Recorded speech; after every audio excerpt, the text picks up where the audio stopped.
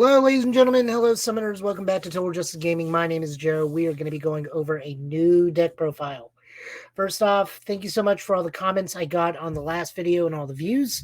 Really brighten my spirits and makes me happy that I am here trying to work for you guys.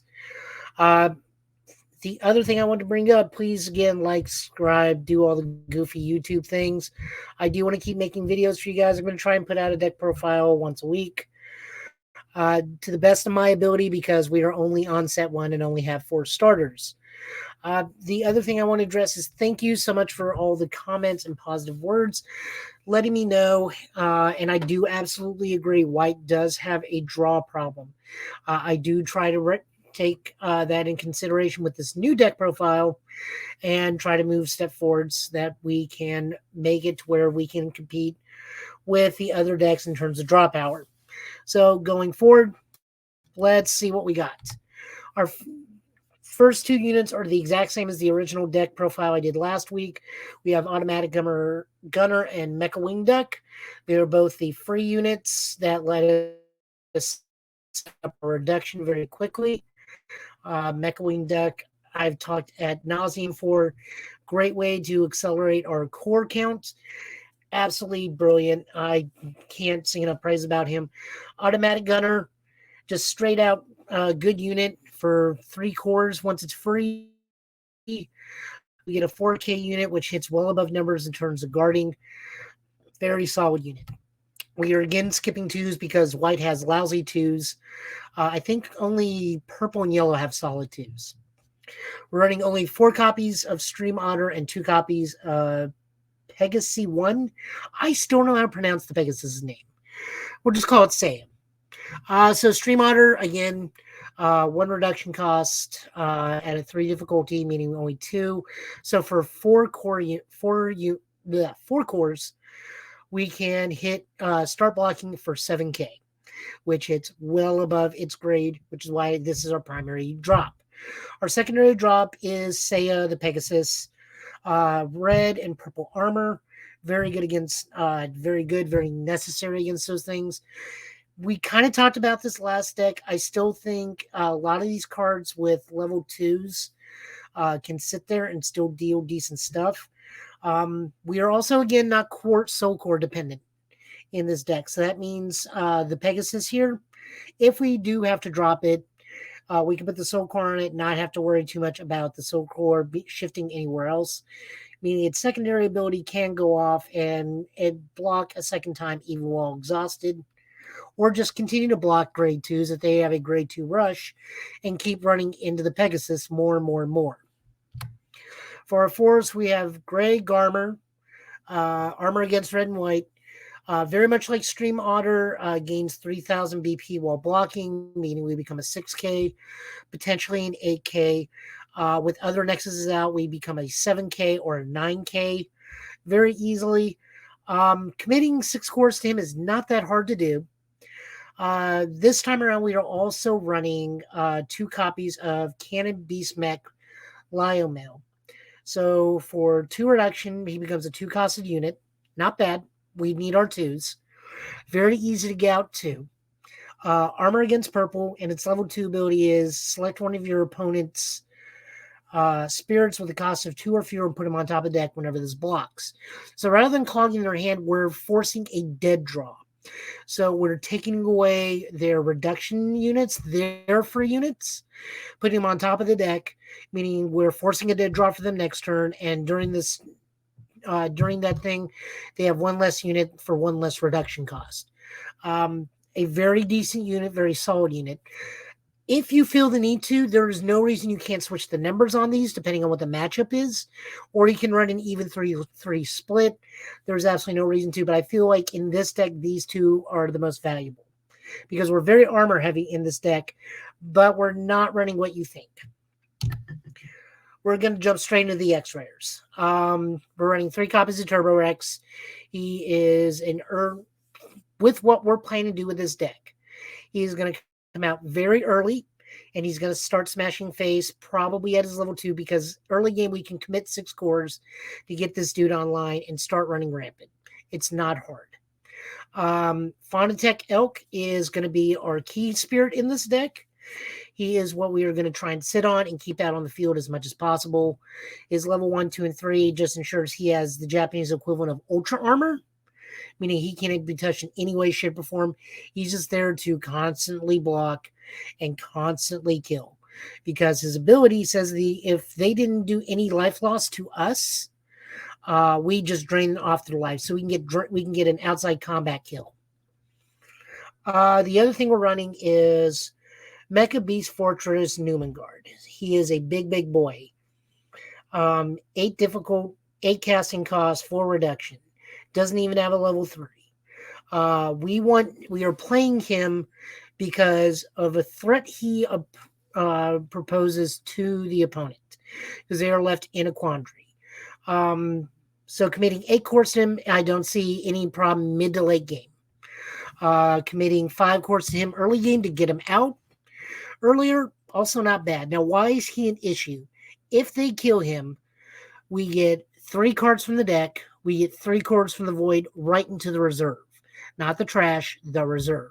So they're not waiting to kill him. Furthermore, at the level 2, we get a refresh step after our attack steps. That means all of our cores in the trash we spent playing spells or anything like that go to the reserve. Everything refreshes. So he represents a threat to them, because if they kill him, they are giving us a vast amount of resources. 3 cores can make a difference, because that could be a spell card. 3 draws could give us anything we need to either make sure we live through the turn or set up the kill for our following attack step. They do not want to touch this guy. It's just bad for them either way. Now, how are we getting these guys out? We are doing so with Nomon City, Fortress Metropolis. I know I said that backwards, but you know. How are we able to do it? Because of its first skill. So I'm going to say this now. Both Volcanic Canyon and Newmont City. If you do not have either one of them in your hand, this is your mulligan condition. You want either of them in your hand or both of them in your hand before you go on turn 1. Or turn 2 if you're going second. You want them in the hand as quickly as possible. Newmont City lets us be able to, when you summon a machine beast that has a cost of 6 or more, count the symbol on this nexus as those 3 white symbols. So that's 3 reduction right off the bat. So we're going to bounce back to the last page. So that immediately makes Turbo Rex a 3 cost. That immediately makes Fonatech Elk a 4 cost. That if we play this in an automatic gunner, that immediately makes Newmangard, the spirit, a 4-costed unit, plus whatever cores we want to put on them. So, being able to put out our X-rares almost early game to mid game is going to be devastating for the opponent. They're not going to be able to keep up with the power balance. They're not going to be able to keep up with the aggression. They're not going to be able to keep up with the blocking power. We're going to put them in a bad way until we start naturally dropping these guys mid-game or late game, having multiple units out. It's going to be bad news for them. Now, I did say early in the video, I did listen to you guys. White does have draw issues. We do not have an effective draw engine yet. We have a decent core engine. We have a decent way of protection via armor. We have a decent way of controlling the field via bounce back effects. We don't have draw. For that reason, I added the Nexus Volcanic Canyon in there, only for the first ability, which is during your draw step, draw an additional card, discard a card. So we draw 2, discard 1, still gives us a +1. If we want to get the attacking battle power, that's fine. We're really here for the draw ability. Newmont Fortress also lets us hit above numbers on blocking, because we also have during your opponent's turn, all of our spirits get 1,000 BP. That's pretty decent. We have both of them out. We have 1,000 BP while attacking. We have 1,000 BP while defending. Either way, we go up. Our math makes it harder for them to math. For spells, magics, we have 4 copies of Starburst Draw. This is a burst effect that lets us draw 2. If we somehow have Volcanic Canyon out, this also lets us pay 3 to draw 2 more cards. So for 3 cores, we can draw 4. We have Absolute Ice Shield or Burst Shield, whichever one you want to call it. I don't need to go into links of that. We all know what this card does. For additional spells, we have 2 copies of Regain.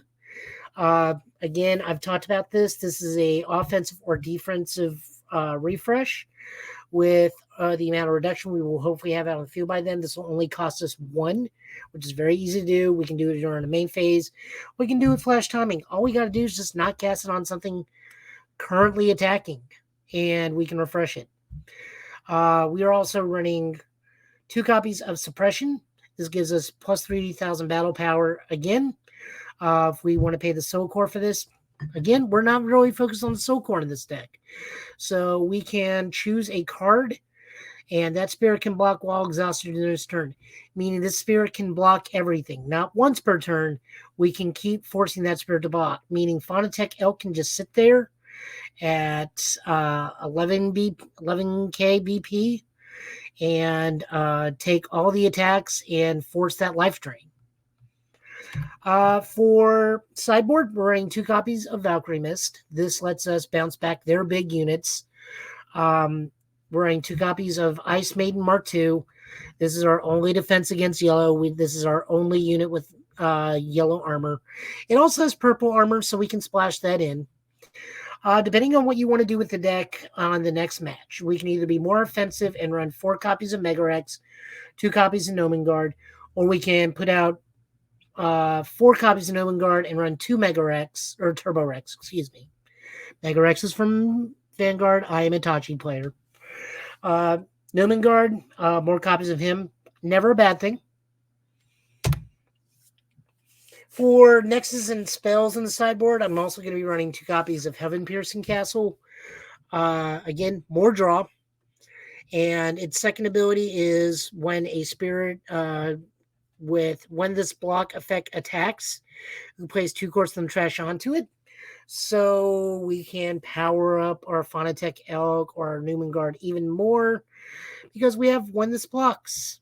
Although it doesn't go to Newman Guard because he's one he's destroyed. But my point is, we have a lot of cards that say when the spirit block effects. We can power them up with cores.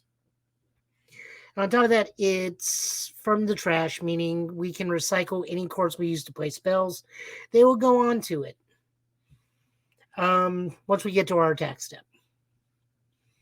Holy Elixir, we just put in there because we can place 2 cores from the void to the trash. Then we can pay its flash timing costs. This is just there to get us more cores, more free cores, and then we can select 2 spirits we want to and refresh them. That's pretty much all there is to this thing. So, guys, I want to thank you so much for watching. Please test this out. Let me know what you think of it. I really am going to be trying to put out deck profiles for you guys next week. I will move on to other colors once I get more familiar with them. I'm just more familiar with white based off my prior experience with this game via Battle Spirits Connected Battler. I'm slowly starting to try it into other colors finally. Expect that on the channel soon. I'm going to try and shoot for once a week, time allotted. I lead a very active life, but I love building and love working for you guys. So hopefully I will see you guys soon.